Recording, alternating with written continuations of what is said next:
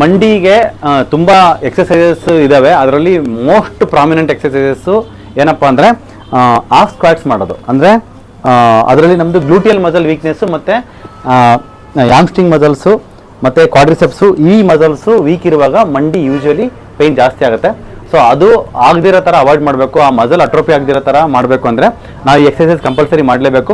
ಎಲ್ಲ ಹೆಣ್ಮಕ್ಳಿಗೂ ಕೂಡ ಈ ಮಸಲ್ಸು ವೀಕ್ ಇದ್ದೇ ಇರುತ್ತೆ. ಯಾಕಂದರೆ ಬಿಕಾಸ್ ಆಫ್ ಫ್ಯಾಟ್ ಜಾಸ್ತಿ ಇರುತ್ತೆ. ದಯವಿಟ್ಟು ಮನೆ ಇರತಕ್ಕಂಥ ಎಲ್ಲರೂ ಕೂಡ ಯಾರೆಲ್ಲ ಮಂಡಿ ನೋವು ಇರಲಿ, ಬ್ಯಾಕ್ ಪೇನ್ ಇರಲಿ ಅಥವಾ ಇಲ್ಲದೇ ಇರಲಿ ಈ ಎಕ್ಸಸೈಸ್ನ ಕಂಪಲ್ಸರಿ ಮಾಡಿ. ಏನಂದರೆ the old traditional Indian Desi exercise ಇದು ಆಫ್ ಸ್ಕ್ವಾಟ್ಸ್ ಮಾಡೋದು. ಆಫ್ ಸ್ಕ್ವಾಟ್ಸ್ ಮಾಡೋದ್ರಿಂದ ಎಲ್ಲ ಮಸಲ್ಸು ಟೈಟ್ ಆಗ್ತವೆ ಮತ್ತು ಮಂಡಿಗೆ ಶಕ್ತಿ ಬರುತ್ತೆ. ಮತ್ತು ಲಿಗಮೆಂಟ್ಸು ಅಂಡು ಅಲ್ಲಿರ್ತಕ್ಕಂಥ ಟೆಂಡನ್ಸ್ ಎಲ್ಲನೂ ಕೂಡ like it will become toned up. ಆಮೇಲೆ ಇದು ಮಾಡುವಾಗ ಒಂದು ಪ್ರಾಪರ್ ಸೈಂಟಿಫಿಕ್ ಮೆಥಡ್ ಏನಂದರೆ ನಾವು ಮಾಡುವಾಗ ಹಿಂಗೆ ಮುಂದೆ ಹೋಗ್ತೀವಿ, ಈ ಥರ ಮಾಡಬಾರ್ದು. ಮಂಡಿಗೆ ತುಂಬ ಪ್ರೆಷರ್ ಆಗುತ್ತೆ, ಈ ಥರ ಮಾಡಬಾರ್ದು. ನಾವು ಹಿಂಗೆ ಕುತ್ಕೊಂಡಿದ್ದೀವಿ ಅಂತಂದರೆ ಇಲ್ಲಿ ಕುತ್ಕೊಂಡಿರೋ ಜಾಗದಿಂದನೇ ಹಿಂದೆ ಹೋಗಬೇಕು. ಅಂದರೆ ಯಾವುದೋ ಒಂದು ಕುರ್ಚಿ ಮೇಲೆ ಕುತ್ಕೊಳ್ತಾ ಇದ್ದೀವಿ ಅನ್ನೋ ಥರ ಹಿಂಗೆ ಹೋಗ್ಬಿಟ್ಟು ಹಿಂಗೆ ಹೇಳಬೇಕು. ಈ ಥರ ಇದ್ದು ಹಿಂಗೆ ಮಾಡಬೇಕು. ಸೊ ಈ ಥರ ಮಾಡಿದರೆ ನಮಗೆ ಲೈಕ್ ಮಂಡಿಗೆ one of the best exercise. ಅದು